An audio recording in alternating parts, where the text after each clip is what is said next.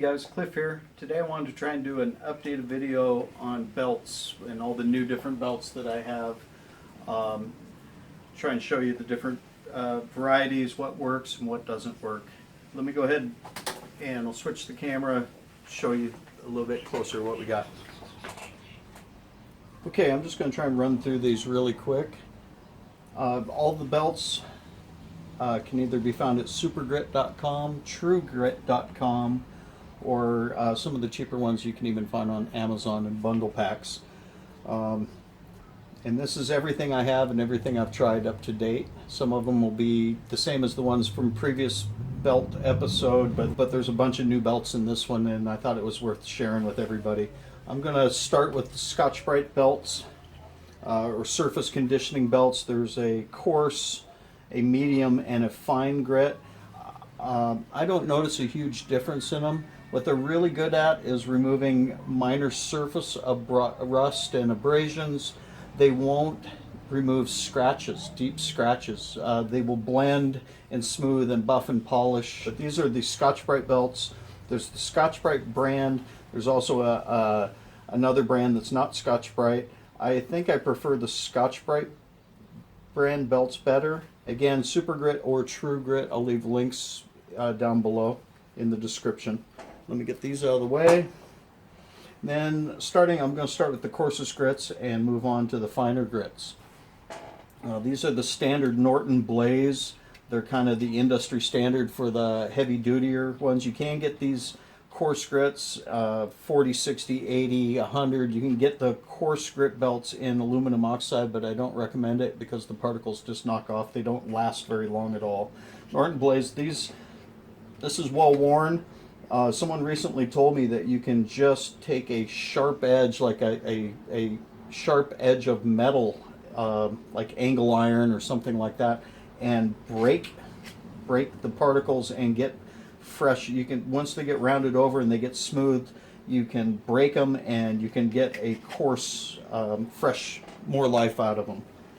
But that's the Norton Blaze, and these are the new ones I'm just trying out. These are Bora's, B-O-R-A, and they're purple. I've used this one a couple times. They feel to me as durable as the Norton Blaze. I think they were a little bit less expensive. I'm not going to do all the pricing. You can look when you go look and see them. I think these are about $3 a piece, and these ones may have been $2.50. They might be slightly less than the Blaze, but I got a bunch of them, and I think I'm going to be really happy with them. Plus they're purple, so that's cool. Then, real quickly, I wanted to talk about the aluminum oxide and silicon carbide belts. These are what I started with, and these are what I still use, but I'm moving away from them. They were very cheap, and so when I wanted to try different belts and different grit progressions, this allowed me to do it. I think they're under $1 a piece. You want to look for some. They're not all the same, and there's no way to really tell until you get them.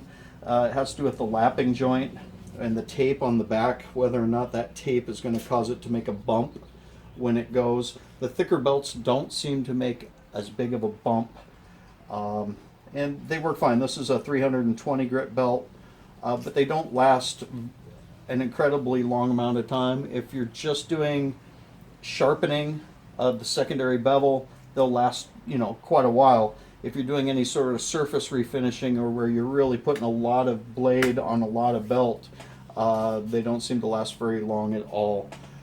Even worse than those is the silicon carbide belts, and this is a brand new one. These are 600s here. I'm absolutely done with them. They wear out and they get shiny. The material just knocks right off. It's not. I don't even think they're worth spending money on myself. And your mileage may vary. This is just, down and dirty real quick what I've found and what I think is working the best. And these are the originals that I got, and I loved them so much. They're a structured abrasive, and these ones are the Norax. And I've got the Norax in X16 and X5. And then recently I picked up the Trizac, and I think they're very similar. As far as the feel, the smoothness to them, they're a dream to sand with or grind with. Sharpening, they just feel smooth. The scratch pattern is good, and they seem to last forever. A couple of these belts are some of the original ones I bought, and they just don't seem to wear out for the amount of work I'm doing with them. This is the Norax X16 and the Norax X5.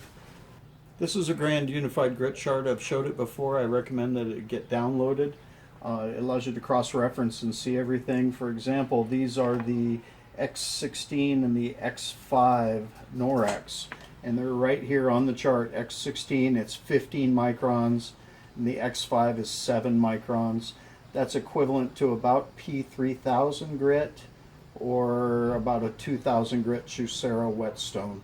So you can cross-reference between all the different grits and types of products and see exactly what the micron grit rating is for all the different belts and different things. I use it all the time for cross-referencing.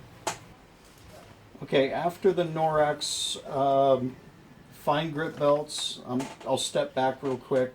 These are the Trizac belts. I just recently got them and I'm really loving them. This is the A45. I also have an A100 and an A30.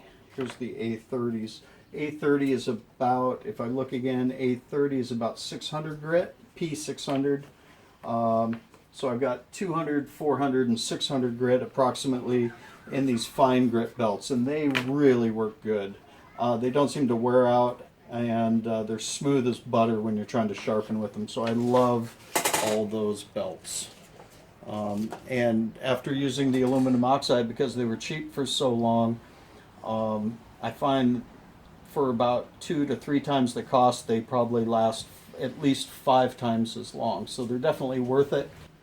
Here's some different belts that I've tried that are in my I don't know if I like them or not category still. This is a cloth back belt. This is 1,000 grit. I think it was a diamond belt. They feel really smooth. They're a little bit heavier weight, and they have a nice cloth backing on them. But on this particular one, the joint is very thick, so you get a lot of chatter as it goes around. And also the material seemed to wear off really quick. So I still use them when I'm doing a grit progression down to a mirror or something like that. But I'm not thrilled about them, and I don't think they last that long. But it's what I got. You know, I've tried a bunch of different stuff, so that's why you see so many of them still in the piles. I hardly ever use them. These are the ones I would recommend never to get. And I wish I could tell you more about where I got them and why. I'll tell you what they look like, and maybe you can avoid them. They have a clear plastic back on them. They're very thin. There's different weights to the belts. These are the thin weight. They also feel like plastic. And these were a P1000. I didn't notice that they wore out or they chattered very much. But what they do, if you have a blade edge, one of the things that's come up, especially in the earlier videos, was edge trailing or edge leading, and I always sharpened edge leading going up into the belt. Never had a problem with a belt breaking. In fact, out of all the belts and all the knives I've sharpened, I've probably had 3 belts break. They were, while I was using the angle guide actually stops the blade from getting caught in the belt and throwing the belt, or throwing the blade. What happens is the belt pops apart. If you have any kind of a recurve blade where it curves in the middle and you're sharpening that edge and it catches on the corner, that's what'll tear and rip the belts. It's the only thing I've ever seen. So these suck, and that's why they're sitting there on my shelf. And then I've got the strange, the last pile is kind of everything I use and everything that doesn't kind of fit into a category. Got felt belts. Love the felt belts. You get a good consistent quality. They're very quiet. They run smooth. and you can apply a variety of diamond sprays, diamond pastes. Kenneth Schwartz makes an amazing mixture product. This is a CBN emulsion. This is 0.1 micron CBN emulsion. You put it on, let it dry. All these belts are still going strong. They haven't frayed or anything, and they just run smooth. And it's really a nice finishing strop step for the final strops. These are the new felt belts I just got. They feel a little coarser. They don't seem as compressible as the other ones. They're not as fluffy. So maybe these will hold without rounding off the apex as much. I'm really interested to try these. Regardless, a little more fluffy, a little less fluffy, I think the felt belts are awesome. So we got leather belts coming down to the end of the pile here. This is the first leather belt I ever got. I started with the smooth side out and didn't like the way the rubbing compound wouldn't stick to it. I flipped it over. I actually washed it a couple times. I think I washed it in rubbing alcohol. I probably did everything to a belt you're not supposed to do. And I'm running it rough side out and with green rubbing compound. It has seasoned over the last couple years, and it is indestructible at this point. At least I hope it is, because I love this belt. When it gets too coated or too covered, I scrape the stuff off. I run it at a slow speed, scrape the excess material off, use rubbing alcohol and a rag to clean it, and then I apply a fresh coat of the green Bark River or something like that, and it works great. The problem with leather belts is a natural product. They're not all the same. This one also has no chatter, and it's my go-to belt, as you've probably seen from some of the other videos. It's what I use to knock the burrs off of most of my freshly ground edges. This is a leather belt I've never used. It's just sitting here as a backup. This is another leather belt. I think I bought it at almost the same time as this one. The reason why it has hardly been used, you can see I tried to use the white compound on the inside, is it's loose, floppy, and wobbly, and it flops all over. And so there's quality control. I'm not sure what the issue is. It's worth it if you can get a belt that runs true and you can get it to this season stage like this. It's good probably for the rest of my life. At least I hope it is. This one has been terrible since the day I got it, and I'll never use it. Maybe if I soak it in water and do something, but you can almost see that it's not true when you put it, it's not straight. It's a weird belt. Anyways, I'm hoping that this one will be a good one as a backup. I should probably get that one going. Always got things to do. These are another, this is just a random, another one of the thin belts. Again, any sort of recurved blade will catch it on the edge and it'll pop and break and scare the crap out of you. And most everything I've shown you was either at True Grit or Super Grit. These ones I think I got off of Amazon. Another bummer about some of these belts is they don't have clear markings on them, so I don't know who makes them.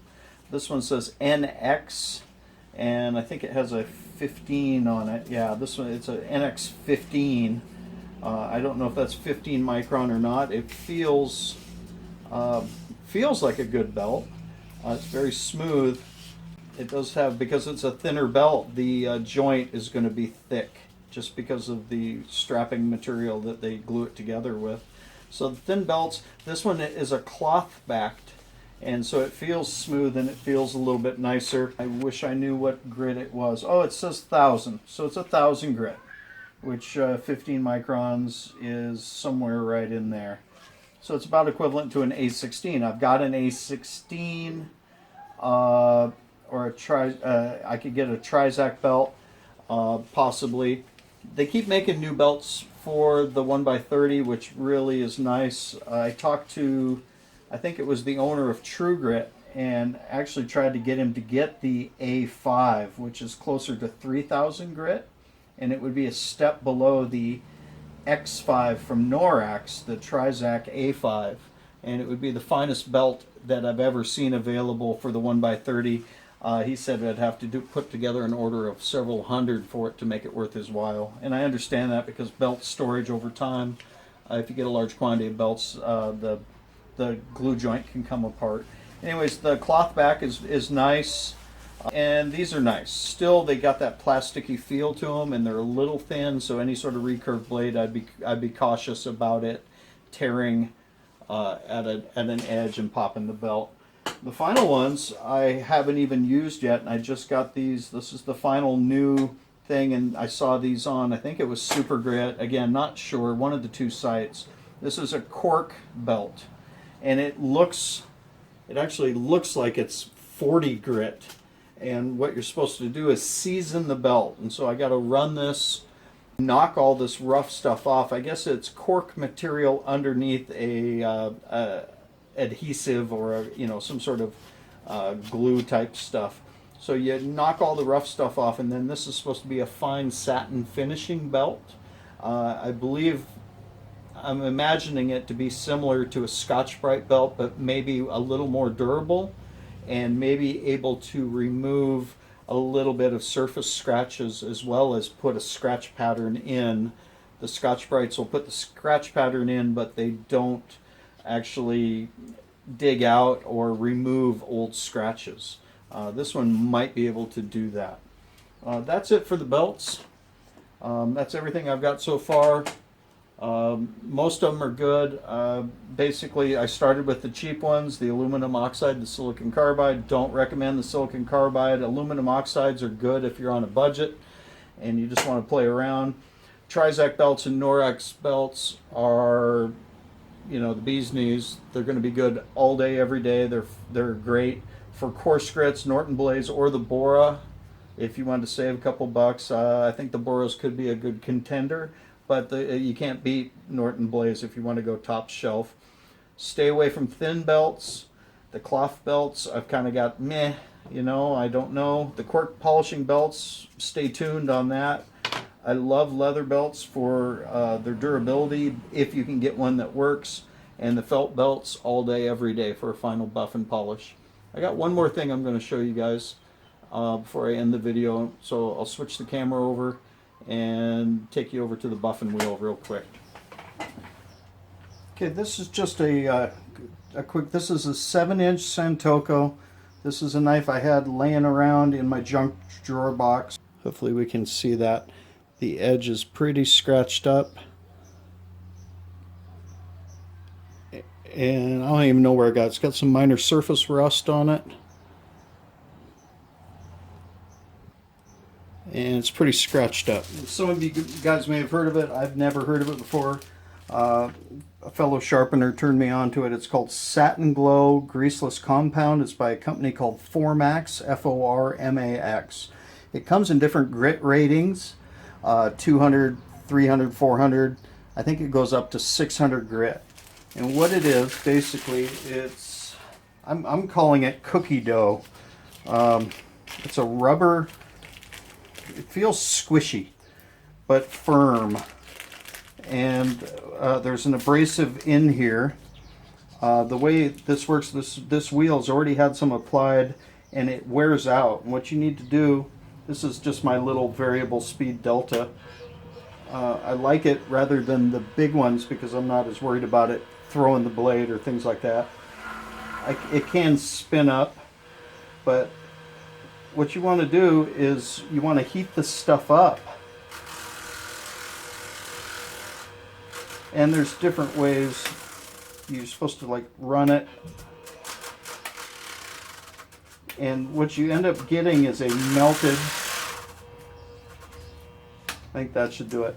So it melts. It spits a bunch of stuff out too. And it melts a coating onto this wheel. Now you let it dry for 30 seconds or so, and it puts a hard, plasticky feeling coating of abrasive on the outside of the wheel that will then wear off, and then you reapply it.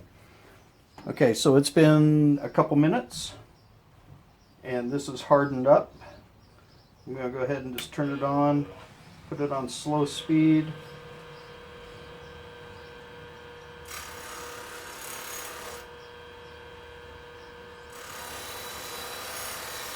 Maybe I'll do half the edge and leave the other half so you can see it. And you just run it up and down a couple times.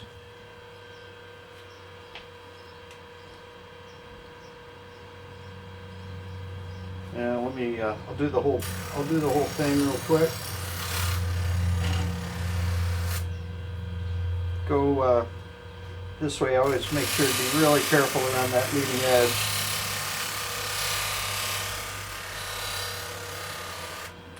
So here's that same edge just a few minutes later, and it's got a satin finish. Almost looks like a factory grind to it.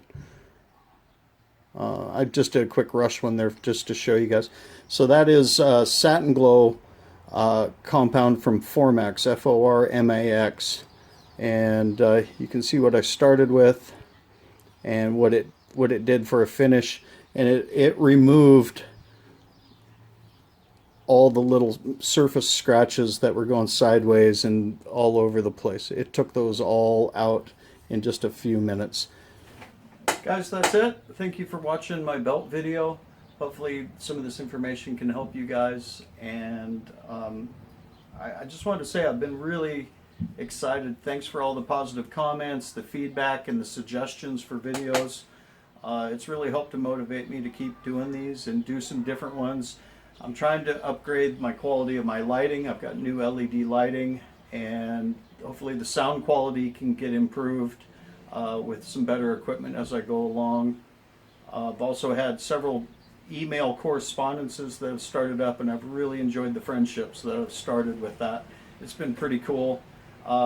People that are tinkerers and experimenters, taking what I've done and then suggesting things back to me and playing off of that and being able to share that, everything that I'm able to find and what I'm working on, to be able to share that with you guys has been really awesome. So I appreciate everybody. Thank you and have a great day.